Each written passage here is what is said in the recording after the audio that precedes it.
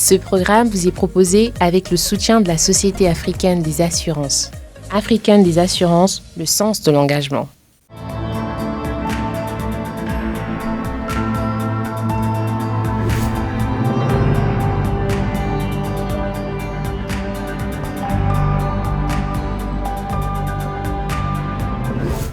Bonjour, Instant e-journal, c'est votre émission consacrée à la presse en ligne. Il faut dire que la presse en ligne a modifié les pratiques journalistiques avec une nouvelle manière de transmettre l'information, de communiquer et de diffuser l'information. Les nouveaux médias ont permis l'interactivité que la presse traditionnelle n'avait pas donnée au public. Nous recevons pour vous Alphonse Ndongo, journaliste spécialiste des questions économiques, très engagé d'ailleurs sur les réseaux sociaux. Bonjour Alphonse Ndongo et bienvenue. Bonjour Sarah et merci pour l'honneur que vous me faites. Vous êtes journaliste professionnel depuis longtemps. On peut dire que la presse en ligne a modifié la pratique journalistique avec une nouvelle manière de transmettre l'information, Alphonse Ndongo. Oui, c'est vrai. C'est vrai qu'aujourd'hui, avec les nouvelles technologies, on devrait normalement s'arrimer, n'est-ce pas, à ces nouvelles technologies en matière de pratique, en matière de professionnalisation, n'est-ce pas, du métier de journalisme. Ceux qui sont en retard, ceux qui ne le comprennent pas, évidemment, ils vont rater ce qu'on appelle le journalisme du numérique. Et le journalisme du numérique, c'est maintenant et pour les années à venir. Voilà. Vous-même, d'ailleurs, on peut dire que vous avez fait un rattrapage parce que vous publiez vos informations et analyses sur votre compte personnel et vous êtes passé à une page Facebook professionnelle. C'est vrai parce que je vais, n'est-ce pas, vous faire une confidence. Lorsque j'ai ouvert ma page Facebook personnelle, c'est d'ailleurs des internautes qui avaient vu que j'avais quand même une grande portée en matière de communication et qu'il y avait une valeur ajoutée aux informations que j'apportais aux internautes. C'est donc des jeunes comme vous qui sont venus me voir pour me dire que tu devrais maintenant créer une page professionnelle. Et je trouvais que c'est tout à fait quelque chose, il fallait saisir la balle au bon. D'autant plus que moi je commence aussi à le comprendre, peut-être nous on n'est pas de la même génération, mais il faut absolument que même la génération ancienne, celle qui a pratiqué le métier un peu avant vous, puisse s'arrimer aux nouvelles technologies, parce que les médias qui ne le feront pas disparaîtront d'elles-mêmes. D'ailleurs, vous voyez que aujourd'hui, quand les gens se réveillent, la première des choses, c'est de jeter un coup d'œil sur leur support, sur leurs terminaux, à savoir si ce n'est pas le téléphone, c'est une tablette. La télévision, même aujourd'hui, du moment ou des années à venir, est obligée, quand vous suivez certaines grandes chaînes, vous verrez qu'elles se sont, n'est-ce pas, mises en mode streaming. Donc c'est pourquoi j'ai été obligé, moi, de créer cette page parce que je pensais qu'elle peut avoir une plus large portée. Et cela me permet de gagner en audience et peut-être aussi d'apporter quelque chose de mieux au monde de la communication. Voilà, les médias, ce sont vos mots, hein. Les médias qui ne vont pas s'adapter aux nouvelles technologies vont disparaître, mais il y a très peu de journalistes professionnels congolais qui sont actifs sur les réseaux sociaux. Qu'est-ce qui explique ce désintéressement de ces journalistes professionnels? En fait, je pense qu'il faut peut-être voir ça à deux niveaux. Le premier niveau, c'est le refus d'apprendre. C'est l'excès de suffisance et de penser que, bon, écoutez, je suis une grande vedette d'une chaîne X, alors qu'est-ce que j'ai à faire avec les réseaux sociaux? D'ailleurs, on entend parfois des hommes politiques dire « qu'est-ce que j'en ai à foutre avec, n'est-ce pas, vos informations sur les réseaux sociaux ?» C'est très grave. Et en ce qui concerne les journalistes, donc, il y a un peu comme cet excès de suffisance de la part de certains de nos aînés, ou même pourquoi pas de certains jeunes qui estiment que être journaliste, si on a déjà une voiture, si on travaille dans une grande chaîne de la place, fût-elle publique, et on n'a plus rien à faire avec, n'est-ce pas, les réseaux sociaux, c'est une erreur très grave. Et donc il y a carrément là un refus d'apprendre. Et apprendre aujourd'hui, en ce qui concerne le numérique, ce sont des jeunes. Je vais vous dire qu'il arrive que ma fille m'apprenne des choses que moi je ne connais pas. Et il faut accepter de se remettre en cause. Si on ne se remet pas en cause, si on se dit moi je suis papa et un enfant de 15 ans ne peut rien m'apprendre du numérique, alors on commet une erreur très grave. Le deuxième point est que la mouvance même politique, parce que ce sont aussi quelquefois les politiques qui impriment la manière dont les choses doivent marcher. Si vous prenez un cas du pays comme le Rwanda qui est devenu un modèle en matière de numérique, vous verrez que le président communique tout le temps sur Twitter et les ministres aussi sont obligés de lui emboîter le pas. Donc, dans notre pays, je pense que la vieille classe politique, il faut qu'on se dise des choses telles qu'elles sont, la vieille classe politique est restée dans la façon de communiquer à l'ancienne. Avec les communiqués. Et voilà, et donc, elle n'a pas donc su tirer vers le haut les autres éléments qui composent la communication. Si vous allez au niveau, par exemple, du parti au pouvoir, c'est maintenant qu'ils ont, n'est-ce pas, nommé un secrétaire chargé de la communication et je crois aussi au NTIC. Donc, mais c'est quelque chose qui n'existait pas avant et ça pose donc un véritable problème. Donc, je répète pour dire, il y a le refus d'apprendre et il y a aussi la mouvance politique. Donc il faut donc une politique générale dans le sens des technologies de l'information et de la communication. Exactement. Je vous ai parlé tantôt d'un pays comme le Rwanda, vous pouvez aller encore dans un autre pays comme le Kenya ou alors le Sénégal ou alors même la Côte d'Ivoire, Ouattara, lui-même il est tout le temps sur Twitter. Ce sont des choses qui font que lorsqu'on sait que les autorités communiquent par ces plateformes, et bien les journalistes sont obligés d'une manière ou d'une autre de créer aussi des comptes pour dire je vais aller voir ce que le Premier ministre par exemple a publié sur Twitter ou sur Facebook. Et ça pose un problème, vous le voyez aujourd'hui, on est en pleine période, n'est-ce pas, de coronavirus. Pour avoir l'information, il faut aller, n'est-ce pas, je ne sais pas, au centre média qui a été créé à cet effet pour qu'on vous donne des statistiques. Alors qu'on pouvait éventuellement donc éviter les contacts physiques puisque cela est recommandé. Communiquer par, n'est-ce pas, ces plateformes que Madame la Ministre se fende d'un tweet ou d'une information, n'est-ce pas, d'un post sur sa page Facebook pour dire aujourd'hui, voici, nous sommes à tel nombre de cas.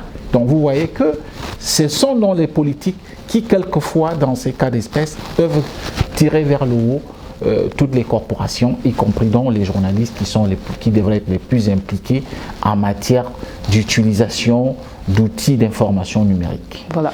Alphonse Longo, Internet représente une vaste source d'informations. Vous, en tant que journaliste professionnel, comment gérez-vous le flux d'informations? On parle d'un phénomène aujourd'hui, fake news. Comment gérez-vous justement le flux d'informations que vous recevez tous les jours sur les réseaux sociaux? Alors là, c'est une question qui intéresse tout le monde. Le phénomène de fake news n'est pas seulement congolais, il est mondial, n'est-ce pas? On a même vu aux États-Unis où Trump disait parfois que telle chose est un fake news. Mais ce qu'il faut faire, c'est là où intervient le professionnalisme du journaliste. Parce que le professionnel de l'information doit vérifier une information par des sources parallèles et essayer, n'est-ce pas, de faire un recoupement. Moi, en ce qui me concerne, lorsque, par exemple, je donne un cas de figure, ce matin, je me suis réveillé avec une information sur ma page. Quelqu'un m'a envoyé une information par le réseau WhatsApp pour me dire Paul-Marie Nkwele, n'est-ce pas, très connu, n'est-ce pas, un jeune homme politique, est décédé. Et tout le monde, presque beaucoup de gens avaient déjà publié. Le premier réflexe pour moi, c'est de chercher à vérifier si cette information est vraie. Et donc je suis allé, j'ai appelé par son téléphone portable pour tomber sur les membres de sa famille qui m'ont confirmé. Et en entendant d'ailleurs au loin les cris, n'est-ce pas, des pleurs, donc cela m'a permis de confirmer l'information. Donc c'est pour tout dire qu'aujourd'hui, avec les plateformes numériques, avec, n'est-ce pas, les réseaux sociaux, tout est permis. Chacun peut se fendre d'une information fausse. Tout le monde est devenu rédacteur. Tout le monde est devenu journaliste. D'ailleurs, même parfois les journalistes classiques sont débordés ou alors sont surpris par le fait qu'il y ait une nouvelle génération de jeunes qui arrivent et qui passent pour des journalistes. Avant qu'on prenne la revue de presse en ligne tout à l'heure, je vais vous poser cette question, Alphonse Longo. Vous ne pensez pas, selon vous, le fait qu'il y ait un vide informationnel sur les réseaux sociaux, très peu de journalistes congolais communiquent, c'est la population qui a repris le relais en train de diffuser ces informations sur les réseaux sociaux? C'est un véritable problème. Moi-même, je me pose des questions que font certains confrères, pas tous bien sûr, hein. Je remarque, je ne vais peut-être pas jeter l'anathème sur certains confrères de la presse publique. Je me pose des questions, est-ce que le travail du journaliste qu'ils sont, c'est une fois qu'ils sont passés au journal télévisé ou radiodiffusé, c'est fini? Non, il faut que les journalistes soient eux-mêmes soient les porteurs, les vecteurs, n'est-ce pas, de la nouvelle manière de communiquer. Et ça pose vraiment un problème parce qu'on se rend compte que les journalistes ne sont pas au front du numérique, c'est plutôt d'autres gens qui sont obligés aujourd'hui de nous ravir la vedette, comme on dit vulgairement. Et cela pose un véritable problème. Merci Alphonse Ndongo. Nous prenons la revue de presse en ligne présentée par Vivas Momona. A tout de suite.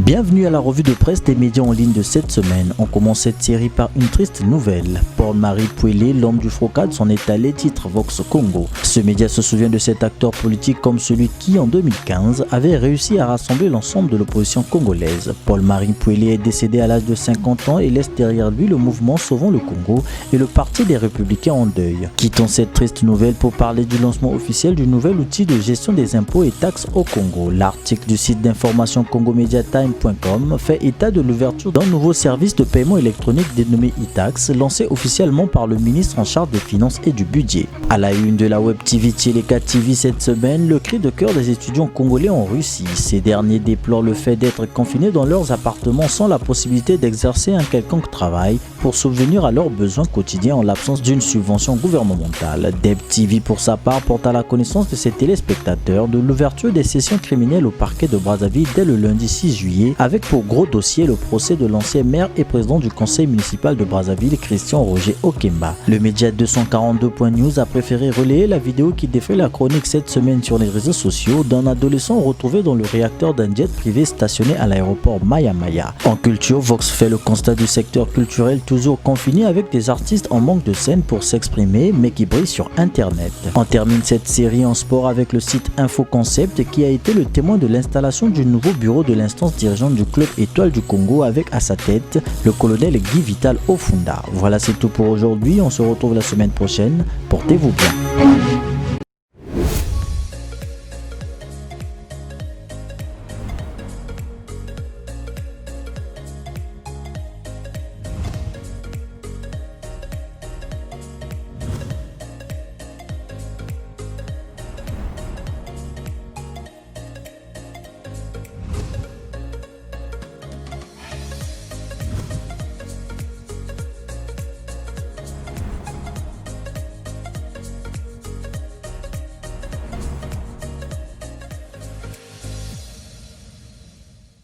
Nous sommes de retour sur ce plateau d'Instant e-journaliste, votre émission consacrée aux médias en ligne. Et nous recevons pour vous Alphonse Ndongo, journaliste spécialiste des questions économiques, très engagé sur les réseaux sociaux. Alphonse Ndongo, nous avons suivi avec vous cet élément. Quelle est votre réaction? Félicitations à tous ces organes qui enfin se professionnalisent pour, n'est-ce pas, s'arrimer à la nouvelle donne technologique. Donc c'est tant mieux, c'est ce que les internautes et tous ceux qui sont amoureux, passionnés, n'est-ce pas, des médias en ligne, voudraient bien parfois lire. Ça fait bien que l'on parle de l'actualité du Congo. Alphonse Ndongo, vous êtes un journaliste, vous jouissez quand même d'une certaine liberté de temps. Est-ce que le fait de publier sur Internet, vous utilisez Internet comme moyen de diffuser l'information, cela permet d'atteindre plus grand de personnes. Est-ce que cela vous cause des problèmes, cette liberté de temps? Parce qu'on juge souvent les journalistes congolais très protocolaires. Oui, c'est vrai, c'est pas facile, je dois le reconnaître. Cela m'a déjà d'ailleurs valu un séjour à la DGST pour avoir publié une information. Et puis voilà, je me suis retrouvé à la DGST. Une deuxième fois, j'ai été convoqué, n'est-ce pas, à la direction générale de la police judiciaire. Heureusement, ce qui m'a sauvé, c'est que j'avais fait preuve de professionnalisme. C'est-à-dire que quand bien même les gens auraient décidé de me garder à vue, ils ont vérifié mon téléphone, ils ont regardé et ils ont vu que je n'avais pas de contact avec certaines personnes qui avaient déjà été présentées comme étant, n'est-ce pas, mes sources d'information. Donc c'est pour dire que dans notre contexte, Je vous ai parlé d'entrée de jeu du contexte politique, c'est-à-dire quand nous avons des politiques qui eux-mêmes ne comprennent pas encore le bien fondé des réseaux sociaux, il y a comme un décalage, c'est-à-dire vous êtes à 2 ou à 3 et ils sont encore à 1. Et ça pose un problème parce qu'ils ne comprennent pas pourquoi tu as publié telle information, tu aurais dû d'abord venir nous voir, ça porte atteinte à l'image du pays.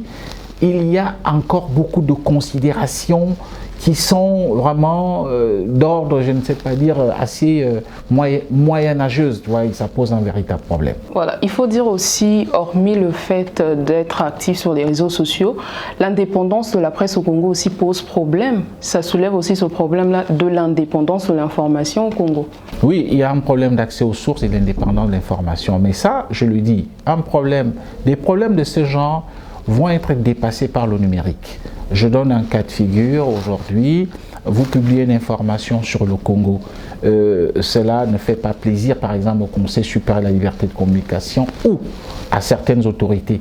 Quelle est la meilleure formule pour eux de stopper cela?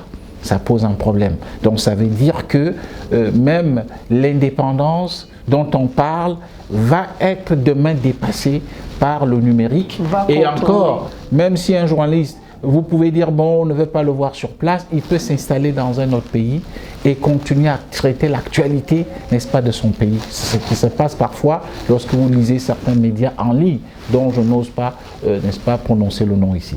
Vous nous avez parlé de votre bref séjour à la DGST, mais certains vous accusent de travailler pour les services de sécurité étrangers. Ça fait rire.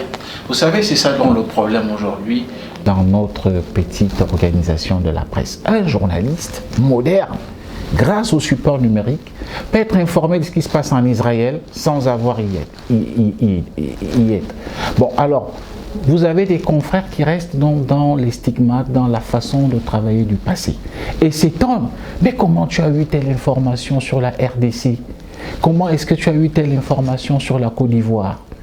Mais c'est ça aujourd'hui le journalisme numérique, parce que je peux être ici et avoir une relation directe avec quelqu'un qui gère un certain nombre d'informations et être au point à telle enseigne que ça peut donner l'impression, mais comment il fait pour avoir tel genre d'informations?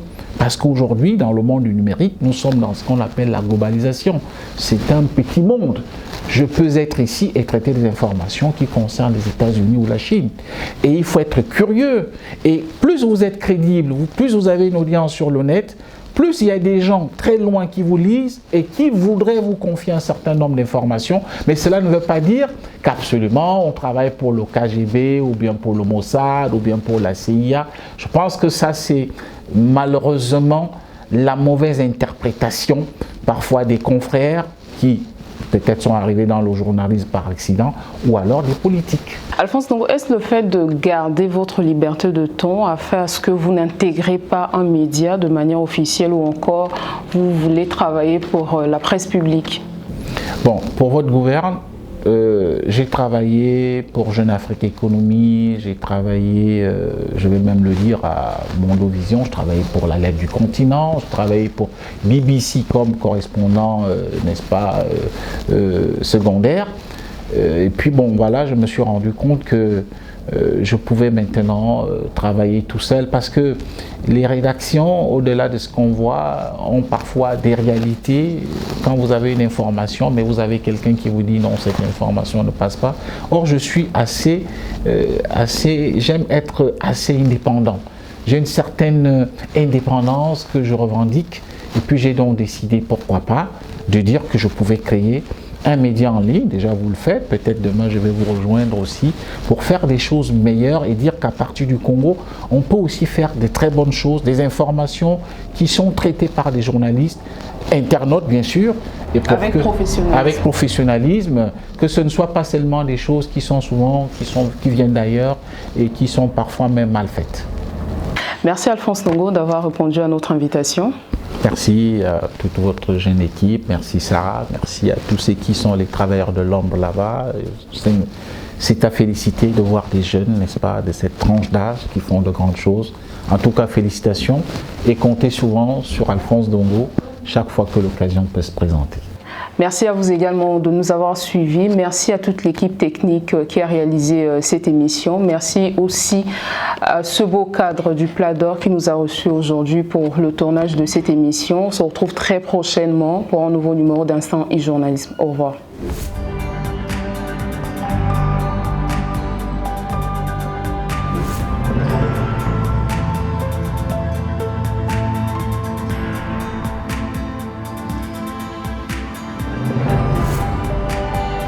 Ce programme vous a été présenté avec le soutien de la Société africaine des assurances. Africaine des assurances, le sens de l'engagement.